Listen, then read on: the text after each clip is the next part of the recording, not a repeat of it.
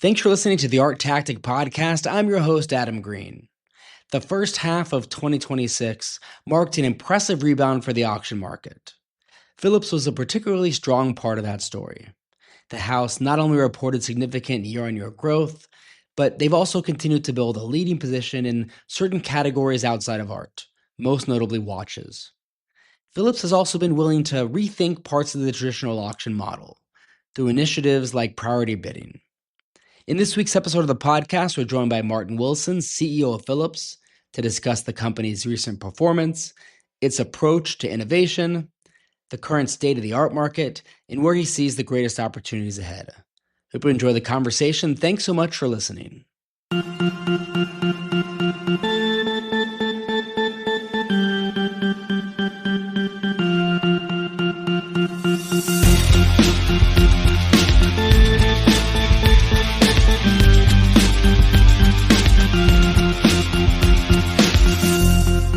Martin, thanks so much for joining us.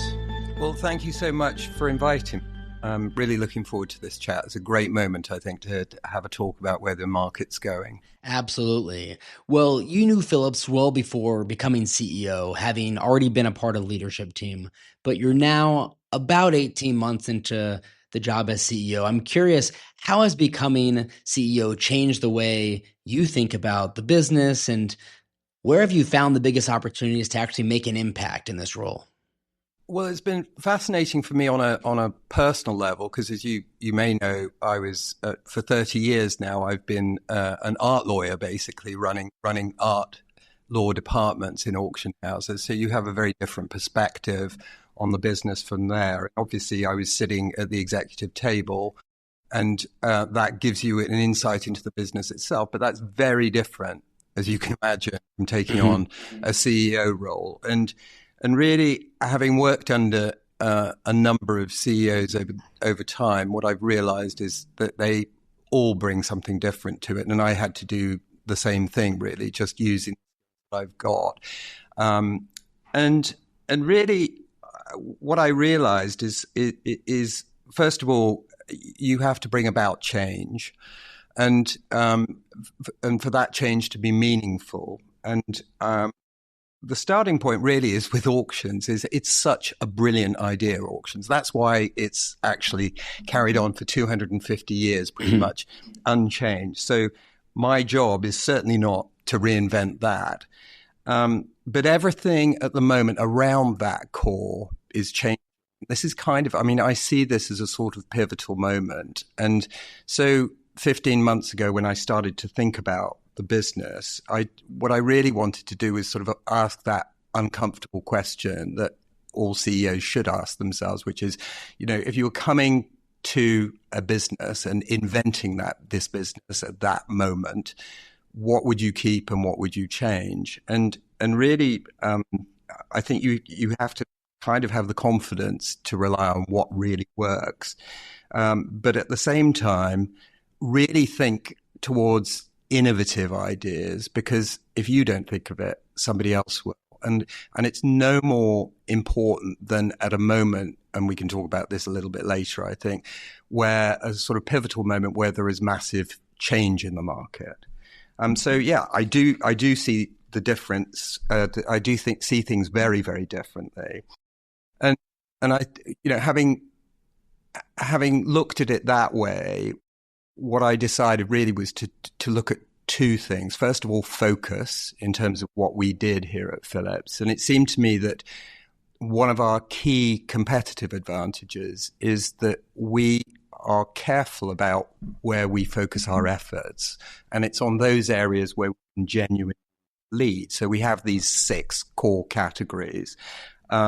And those are not random. Those categories actually really chime with the sort of lifestyle options of our clients, and what that evolves into is a sense of brand, which I think I like to think is very strong outside of the organization as well as inside the organization, because you need a kind of, I think, in a world where you've got a huge number of choices and everything is accessible to everyone online, I think sort of a sort of clarity of identity, and not just in the auction industry, I think everywhere, is really important. And I think so focus was really my first priority.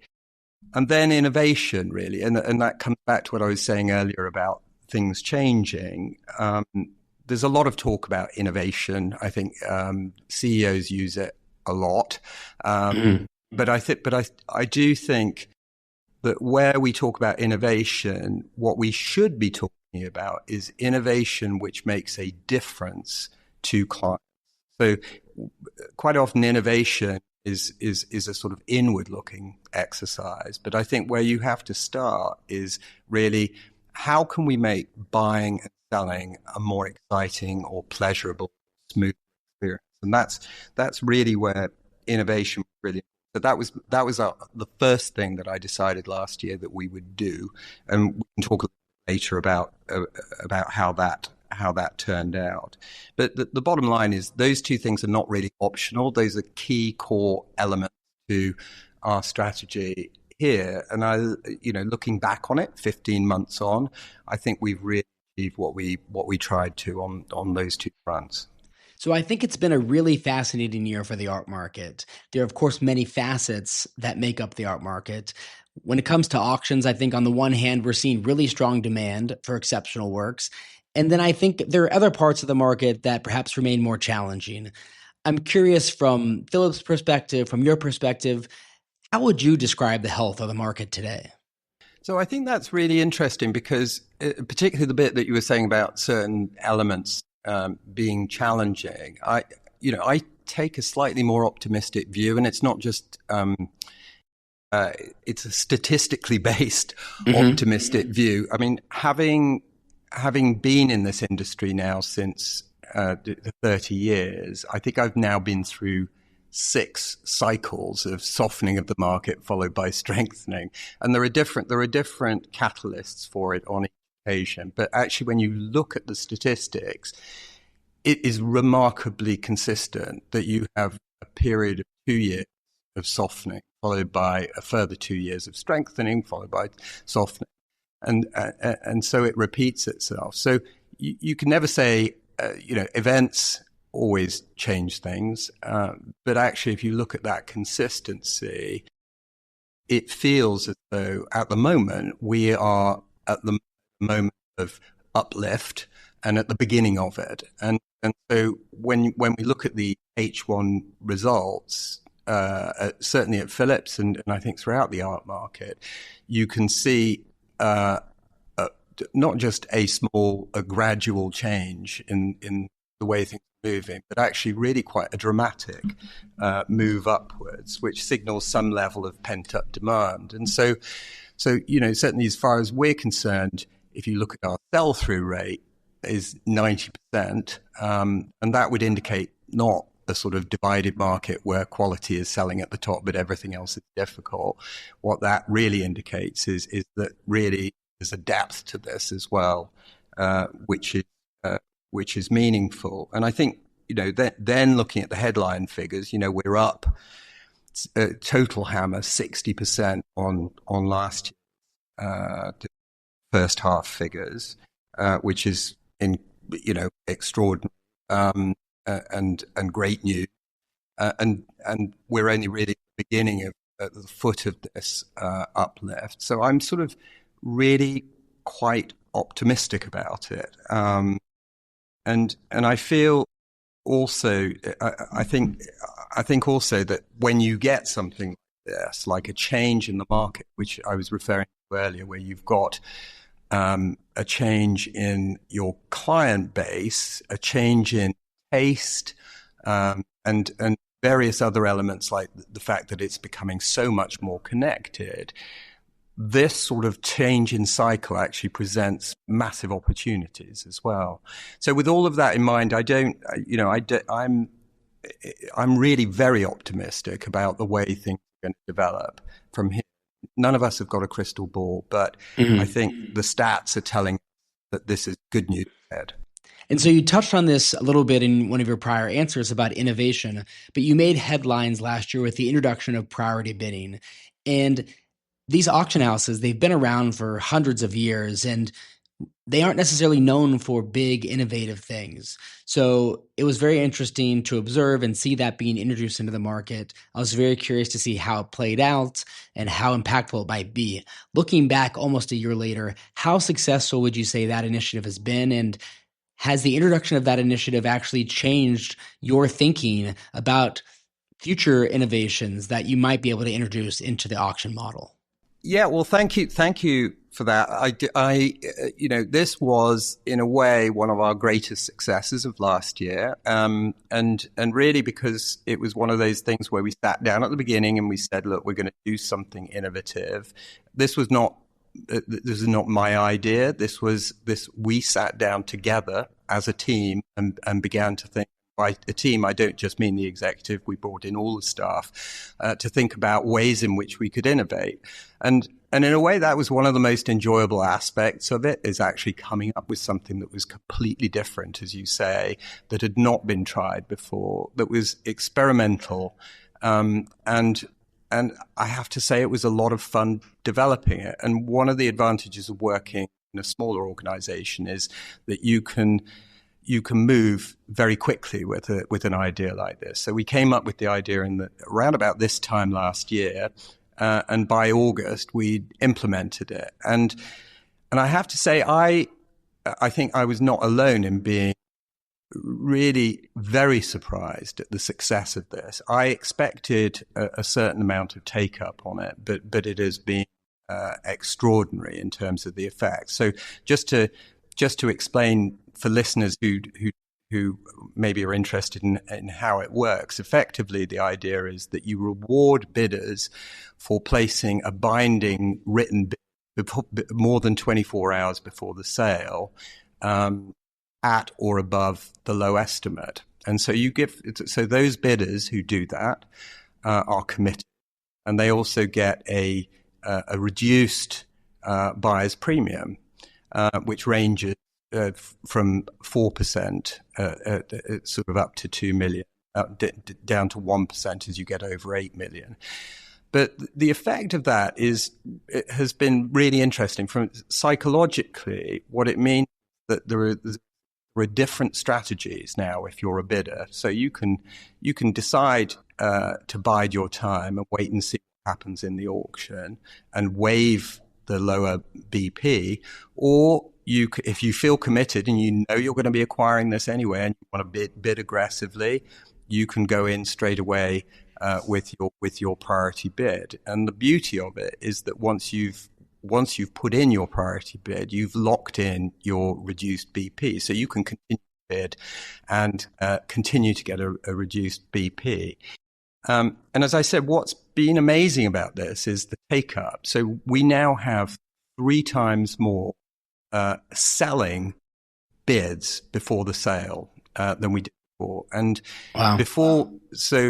Which is, way beyond anything that we expected. And now routinely our sales are 40 to 50% pre-sold before the auctioneer even picks up his gavel. So why is that important? Well, what's great about the innovation is it's great for sellers because they get the peace of mind of knowing before the auction even starts that they have nothing to worry about. It's great for buyers because it gives them the opportunity to have a discount, and also it fires up bidding as well, which is an interesting additional effect of this. Is we found that 40% of priority bidders actually carry on and bid in the room as well. So we're seeing more lively bidding in the room as a result of this as well. And it's great for us because it means that we can focus on the lots that where we think we need to put in extra effort before the sale.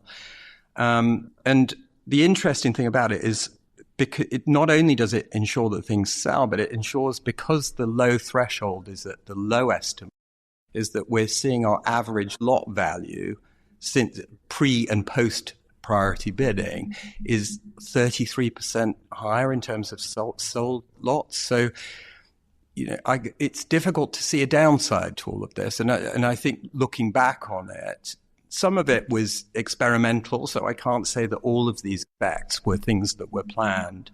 And in a way, that's the fun thing about innovation, is you don't know where it's going to lead sometimes.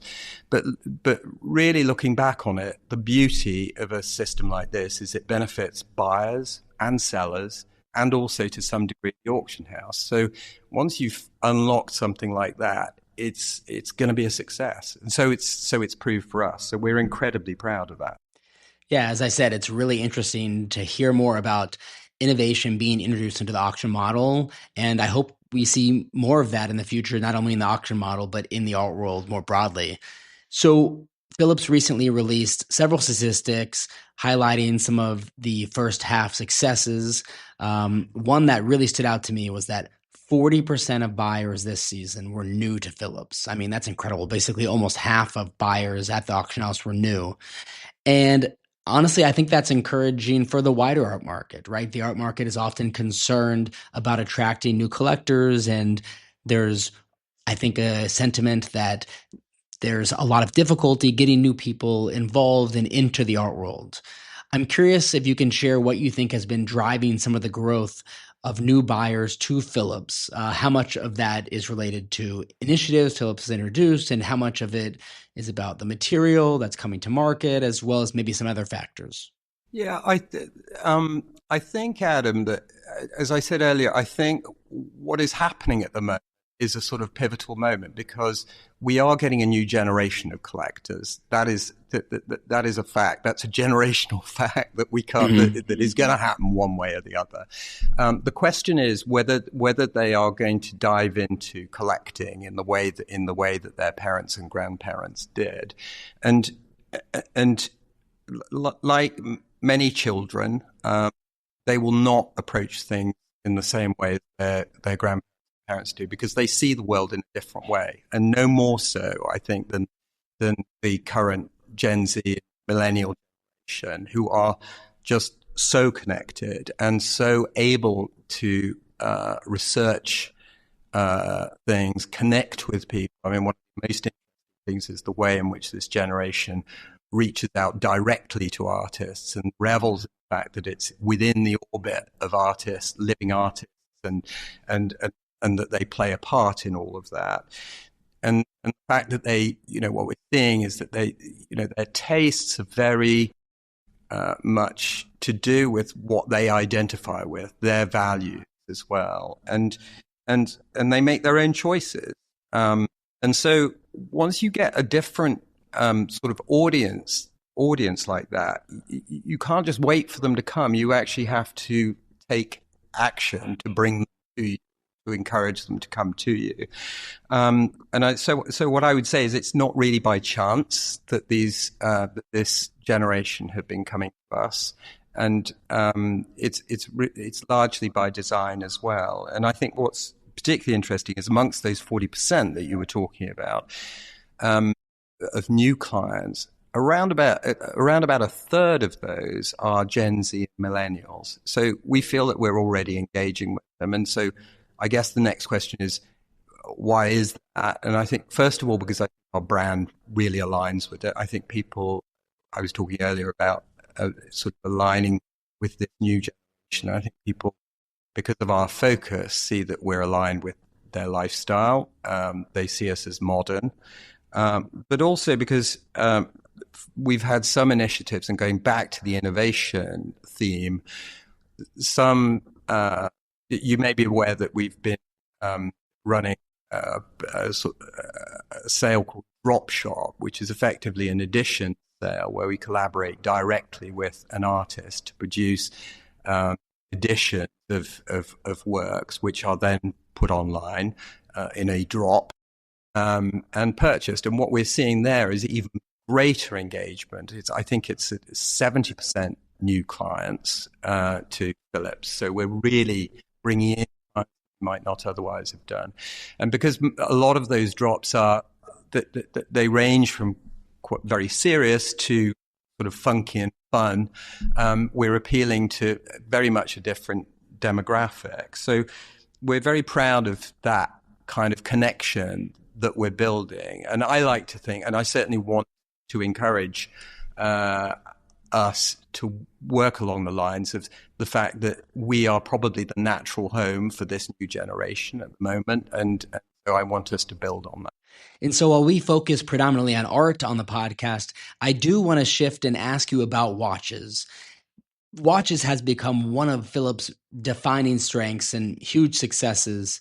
For listeners who primarily follow the art market, can you explain to us and really tell us a story as to how the watch market became so resilient and has had such remarkable growth over the last decade or so, and how Phillips has become the leader in this space? Well, I think it's really interesting because in a way it speaks a little bit to how we should engage with this new generation on the art side as well. Because probably to just set the scene, this, as you say, started about 10 years ago when Aurel Bax and his team came to Phillips. And between them, I think even they at that stage did not realize the scale of the project that they were building and the success that they would see, and the idea really was to create a group of passionate who were very connected on social media, who really identified with what they were buying and also sort of got their energy really from the passion and expertise of the watch team. What's interesting about the watch team is that much of it is made up of amazing people who had different jobs before becoming watch experts. I think there was a scientist, there was somebody who had, and they came to watches through just purely through passion. And that has driven this kind of phenomenon, really, of collectors who become more and more engaged with the idea of watches as a lifestyle choice, way of expressing their identity. And like I say, the sense of community in that group is extraordinary. And I think what we're going to see is that this is a sort of precursor to what will happen also in the art world, to the extent that it hasn't already to some degree. There is obviously a community already, but I do think that it's at a level in the watch world that is pretty extraordinary to watch. And so, in the last year, I mean, I think we were just talking about the first half year figures. For the first half year figures, I mean, they're already extraordinary figures yesterday, but watches has increased 100% to $235 million so far in this first half. So incredibly exciting times, and it's great for us to have our two core departments, MCA and also watches, to be increasing their half year figures year on year at such dramatic rates. It's perfect.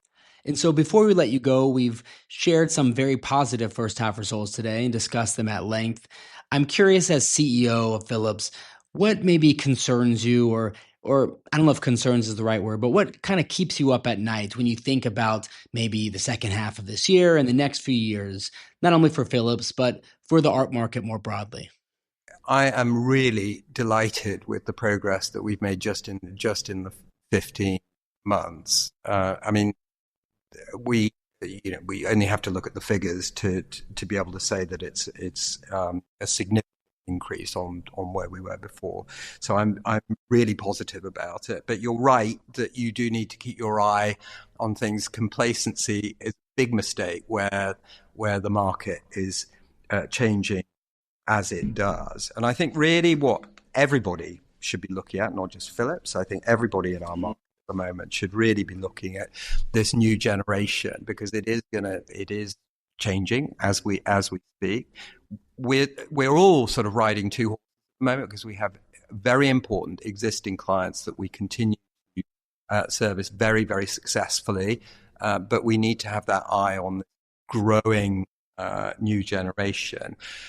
The second thing really is digital and AI, and like any business, I think what we're going to see is a massive acceleration of the effect of digital progress and AI to some degree as well. And so I think, it's going to move at such a pace that as all CEOs are going to have to keep a very careful eye on how fast that is moving and how we adapt our businesses. And then finally, that I word again, innovation. I just think certainly what priority bidding has shown and what Dropshop has shown, that our clients out there they love auctions, they love what we do, but they also really relish something a little bit different. And I think that is, so having, certainly from our perspective, having come up with some new ideas, the challenge now is to think ahead and come up with some more. Absolutely.